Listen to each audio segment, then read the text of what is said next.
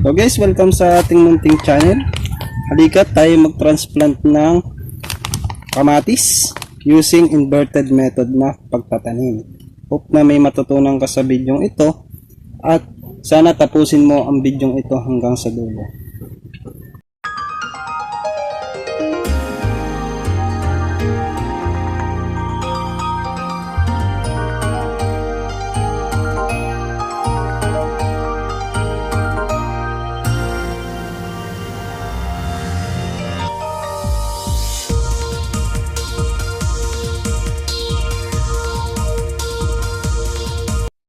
Hello guys, tayo mag-transplant ng kamatis using inverted method ng pagtatanim gamit itong ating bote. So guys, paano ba yung sinasabi natin inverted method? Guys, ito yung pagtatanim natin sa bote na nakabaliktad. Ganyan guys. So guys, simulan na natin yung paggawa. So guys, ang materials na natin sa inverted method ng pagtatanim is bote, ang pambote ng Sprite, 1.5 liters ng bote ng Sprite o kaya Coke, at kung anong bote na ganito kalaki, gunting, tapos tali. Guys, ang gagawin lang natin dito guys is gugupitin lang natin tulo. Tapos lagyan natin ng konting bako.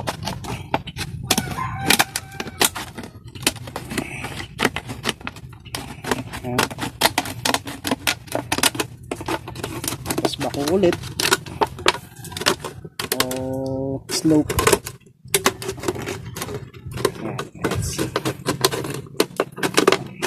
Yan guys, mas maganda guys may slope tayo dito guys para meron tayo paglalagyan ng lubid. Tapos kailangan natin ng putasan ito magkabi ng dulo. Yan. Tapos lagay na natin itong tali.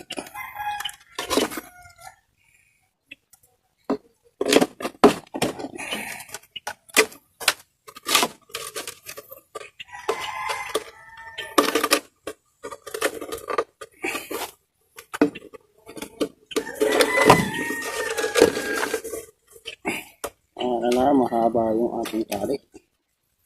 Pero mga hanggang dito.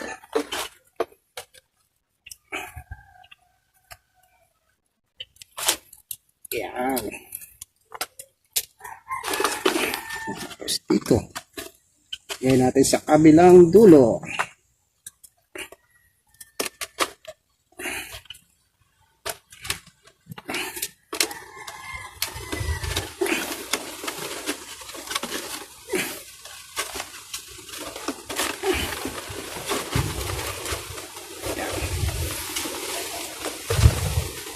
Yan guys, dapat ganito kalalabasan niya guys, no?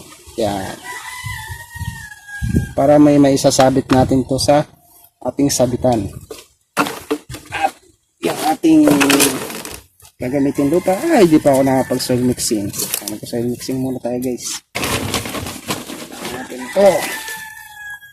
So guys, sa pag-soil mixing ko guys, gumagamit ako ng mga dahon na maliliit, mga pinong dahon mula sa bundok.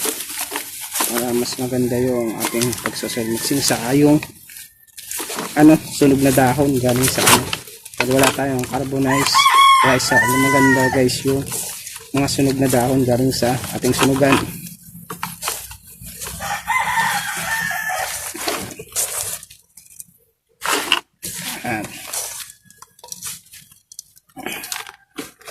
Maglilipat na tayo ng ng ating kamatis. Kunin na natin yung kamatis natin na isa. Yan guys.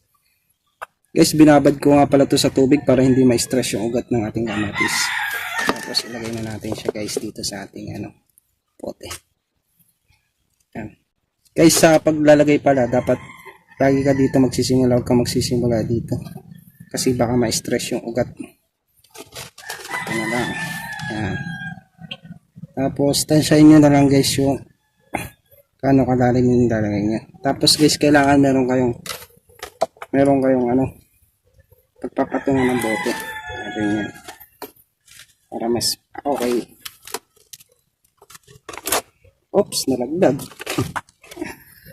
Mas maganda na lang nawala guys. Kasi hindi kasya yung bote natin. Yung pinagpapatungan natin ng bote. Mas maganda kung naka-slant na lang ng ganyan. Tapos ilagay na natin yung ating bote.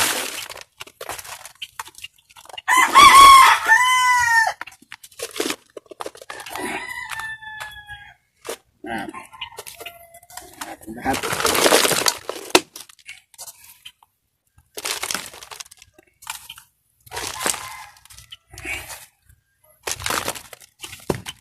And guys, ganyan yung kalalabasan niya. Tapos isabit na natin siya guys mamaya. Ayan. Ang ganda guys, maglagay kayo ng allowance dito sa bunganga niya para meron tayong paglalagay ng mga organic compost o yung mga fertilizer. Para hindi umapaw, kailangan may allowance guys yung ating bote. Ang ganda hanggang dito guys, o kaya hanggang dito, depende sa inyo, basta wag apaw. Kasi pag maglalagay tayo ng organic compost o ating organic fertilizer is aapaw siya, masasayang lang yun. Ayan. Kaya mas maganda guys, may allowance siya. Mamaya guys, ilalagay na isasabit na natin to. Ayan. Stay tuned muna kayo dyan guys. Yan guys, medyo okay na at naisabit na sila lahat. Yan.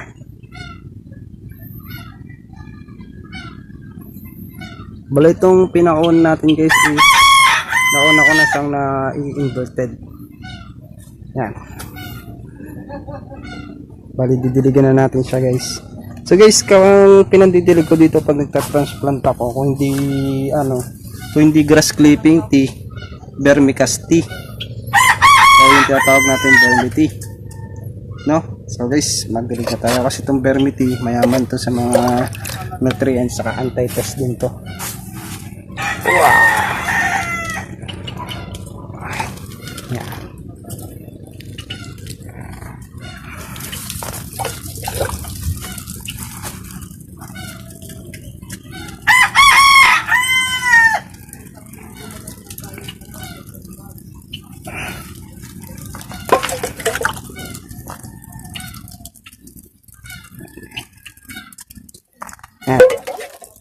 So guys, hope na nagustuhan nyo itong ating video at sana may natutunan kayo sa video to.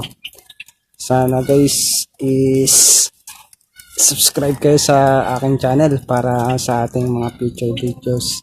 So guys, hanggang dito na lang ako. Happy planting!